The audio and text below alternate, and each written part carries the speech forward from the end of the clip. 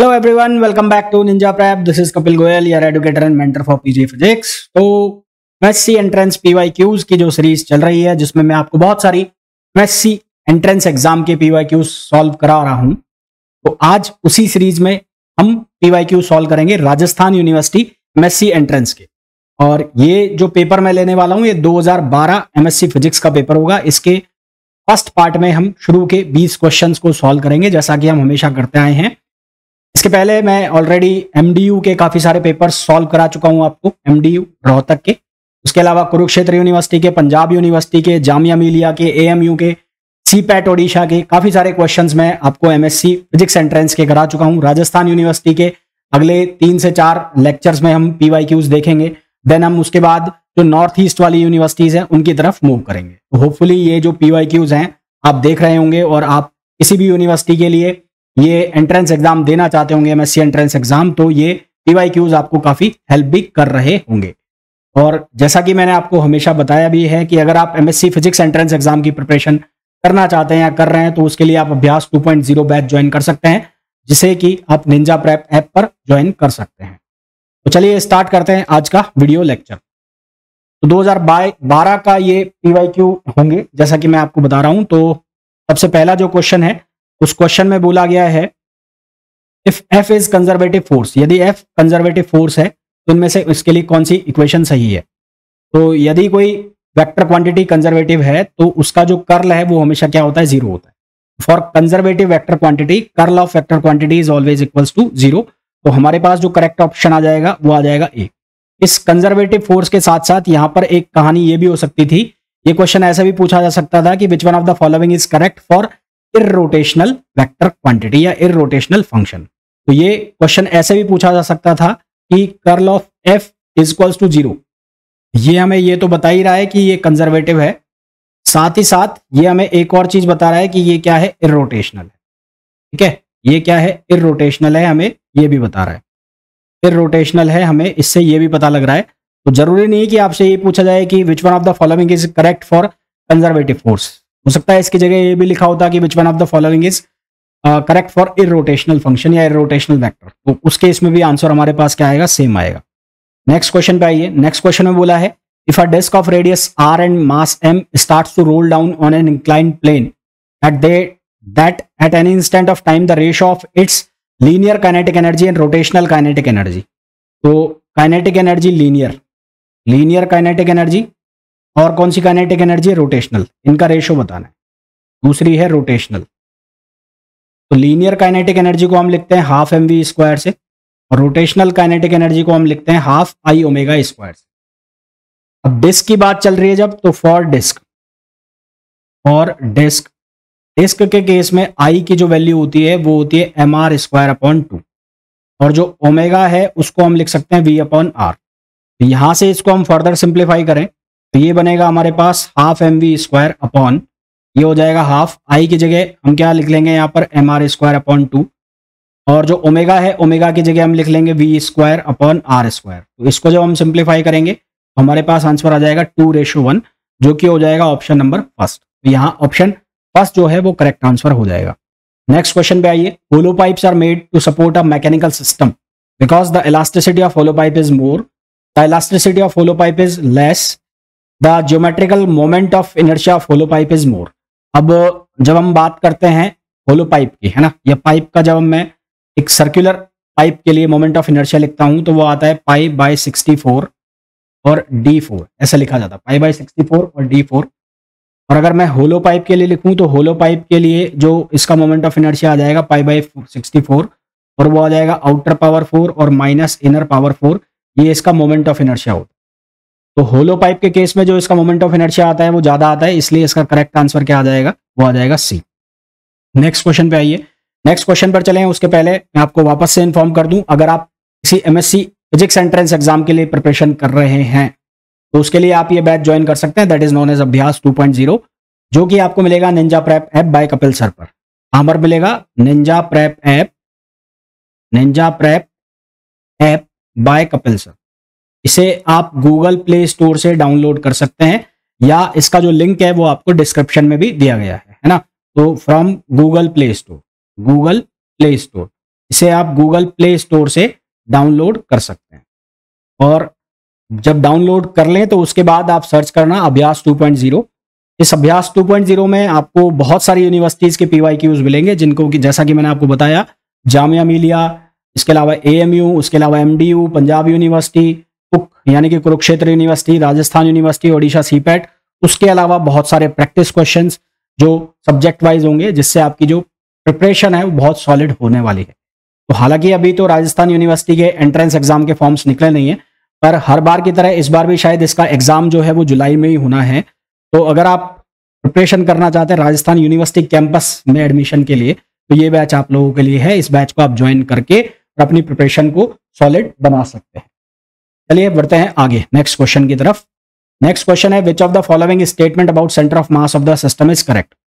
Centre of mass system के centre of मास के लिए कौन सा स्टेटमेंट करेक्ट है।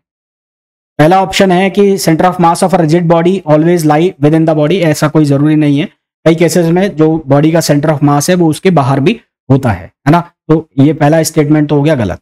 Second statement, in centre of mass frame of reference the linear moment of system is not conserve, ये गलत है। Third statement, in centre of mass frame of reference the total energy of system does not remain conserve, energy conserve रहेगी, ये भी गलत है। Fourth statement है, in centre of mass frame of reference the total linear momentum of system is always zero. जब हम centre of mass frame में बैठते हैं, जब हम सेंटर ऑफ मास फ्रेम से देखते हैं, तो हमें सिस्टम का जो लीनियर मोमेंटम है यानी कि PI हो और चाहे वो PF हो, वो हमेशा क्या दिखाई देता है, हमें जीरो दिखाई देता है। तो फोर्थ स्टेटमेंट जो है वो इसका करेक्ट आंसर होगा। नेक्स्ट क्वेश्चन पे आइए। नेक्स्ट क्वेश्चन में बोला गया, with what acceleration should the box of the figure move so that the mass m kept in it exert a force mg/3 on the floor of the box। तो सबसे पहले तो force, जो force है Newton second law के according वो किसके बराबर हो गया, ma। और ओवरऑल जो फोर्स लग रहा है, टोटल फोर्स, वो कितना लग रहा है, mg/3।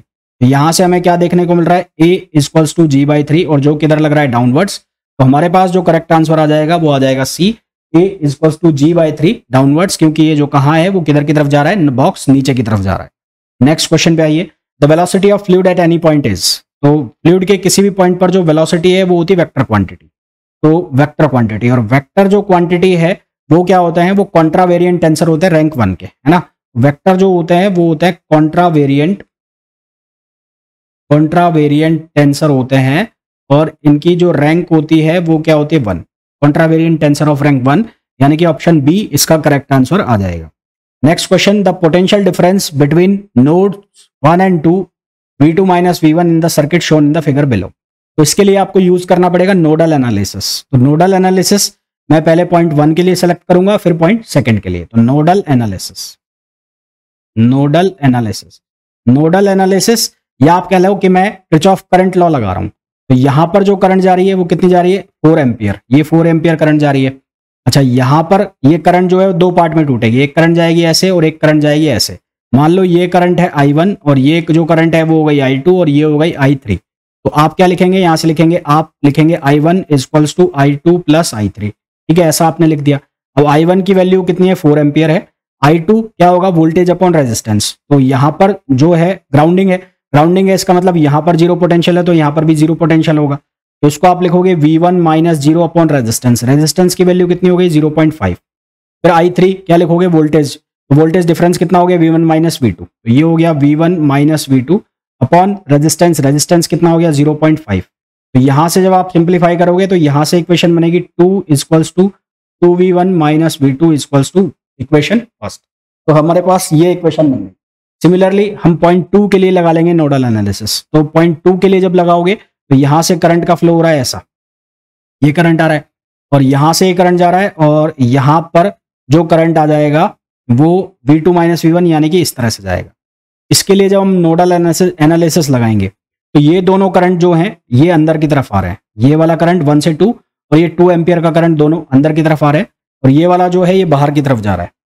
तो यहां से आप क्या लिखोगे, इसको लिखोगे V1 - V2 अपॉन 0.5 प्लस ये 2 एम्पियर का करंट भी अंदर की तरफ आ रहा है तो +2, और ये वाला जो करंट है वो बाहर की तरफ जा रहा है यानी कि V2 - 0 अपॉन कितना हो जाएगा, 0.2। तो इसको जब हम सिंप्लीफाई करेंगे तो ये बनेगा 2V1 - 7V2 = 0.2। ये हो जाएगी इक्वेशन सेकंड। ना, एक बार इसको चेक कर लेना आप इक्वेशन को। और जब इन दोनों इक्वेशंस को आप सॉल्व करोगे तो from equation first and second इनको सॉल्व करोगे तो यहां से v1 की वैल्यू आपको मिलेगी, वो मिलेगी 4/3, और v2 की वैल्यू मिलेगी, वो मिलेगी 2/3। फिर आपको क्या करना है, v1 माइनस v2 निकालना है। v1 माइनस v2 निकालोगे तो आ जाएगा -0.66 वोल्ट। तो इस तरह से ये क्वेश्चन करना है, नोडल एनालिसिस का यहाँ पर यूज करना है। नेक्स्ट क्वेश्चन पे आइए। नेक्स्ट क्वेश्चन में बोला है for maximum power transfer from a generator off EMF E, generator का जो ईएमएफ है E इक्वल्स टू वो है 100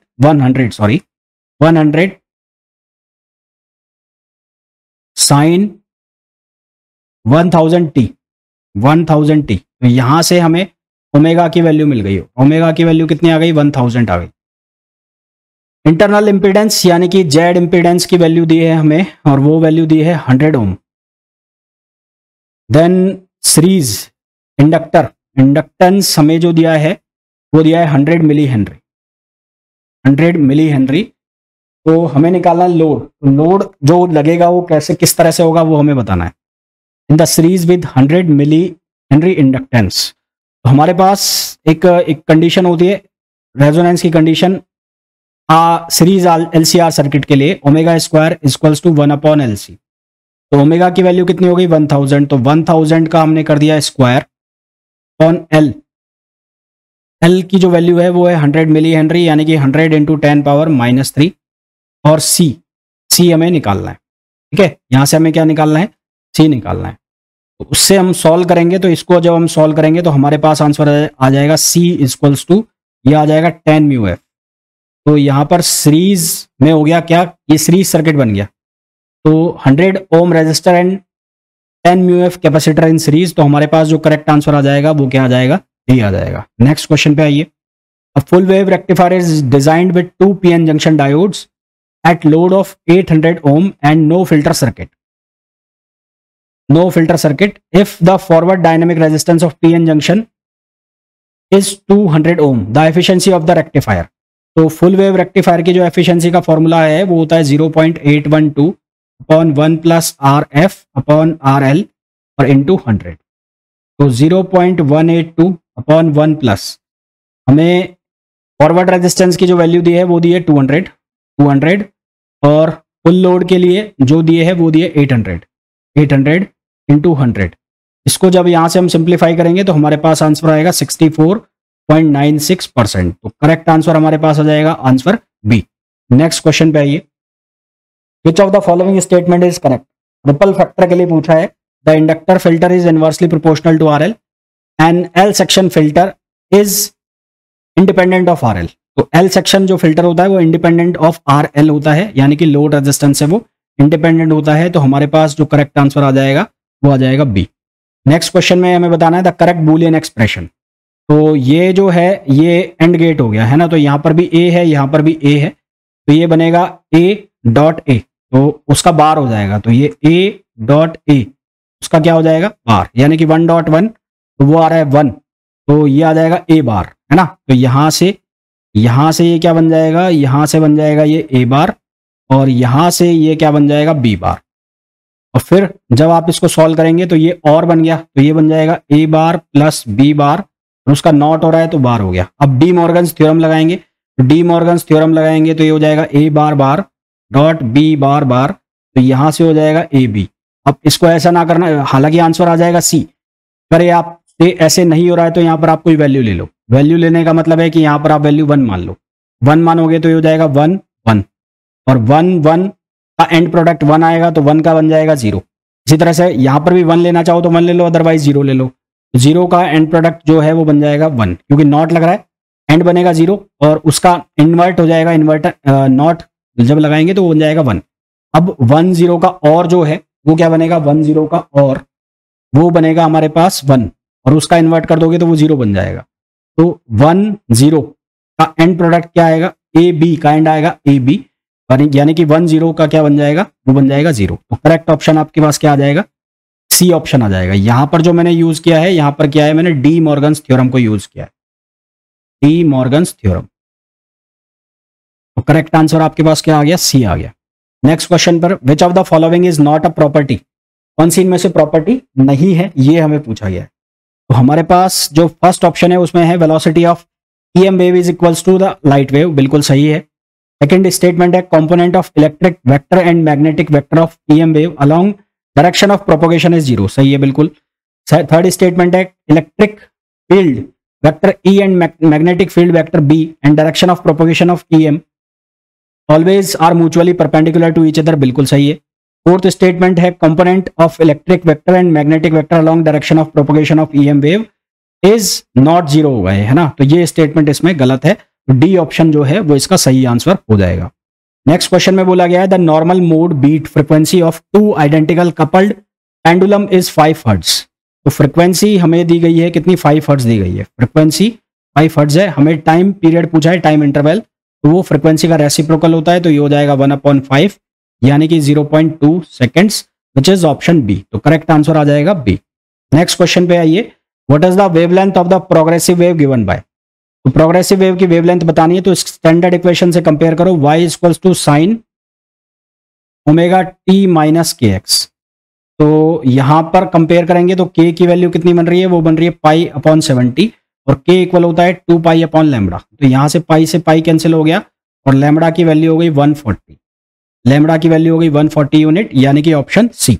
next question, during the propagation of electromagnetic wave in medium, तो उसकी जो इलेक्ट्रिक एनर्जी डेंसिटी और मैग्नेटिक एनर्जी डेंसिटी है ना, दोनों इक्वल होती है, यानी कि B²/2μ equals to 1/2 epsilon E², ये दोनों एक दूसरे के इक्वल होते हैं, यानी कि ऑप्शन सी इसका करेक्ट आंसर आ जाएगा।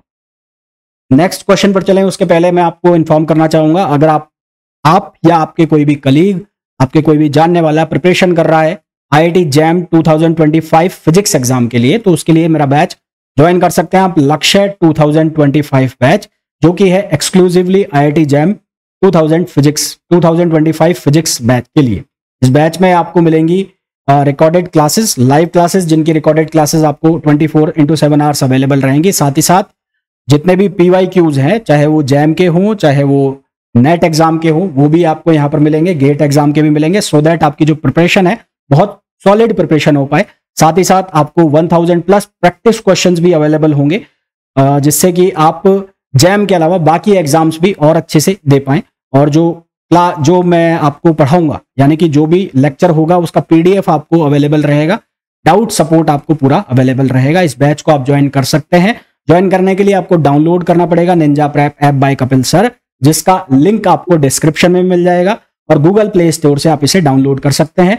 डाउनलोड करने के बाद आपको सर्च करना है लक्ष्य 2025 बैच फॉर IIT JAM, और अभी के लिए लिमिटेड टाइम के लिए इस बैच का प्राइस 7000 रुपीज से रिड्यूस करके केवल और केवल 5500 रुपए कर दिया गया है। तो 5500 रुपए में आप अपने IIT JAM की बहुत बढ़िया प्रिपरेशन आप कर सकते हैं। साथ ही साथ टेस्ट सीरीज भी आपको इसमें अवेलेबल रहेगी। चलते हैं आगे नेक्स्ट क्वेश्चन पे।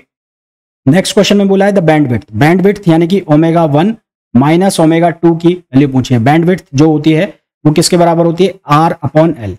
बैंडविड्थ का जो फॉर्मूला है वो किसके बराबर है, R/L, क्योंकि जब हम वैल्यू निकालते हैं, किसकी वैल्यू निकालते हैं, हम Q फैक्टर की वैल्यू निकालते हैं, तो वो आता है L/R। तो यहां से बैंडविड्थ हमें पूछा है तो वो हो जाएगा R/L।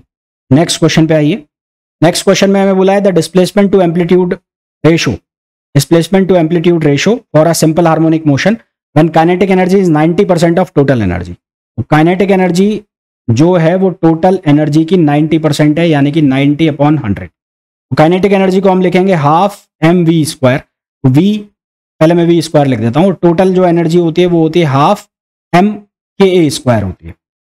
अब इसको मैं फर्दर सिंप्लीफाई कर देता हूँ, तो v² की जगह आप लिख सकते हैं, v² की जगह लिख सकते हैं ω² और a² माइनस x²। आप लोगों ने पढ़ा होगा ये formula, v equals to ω√a² - x²।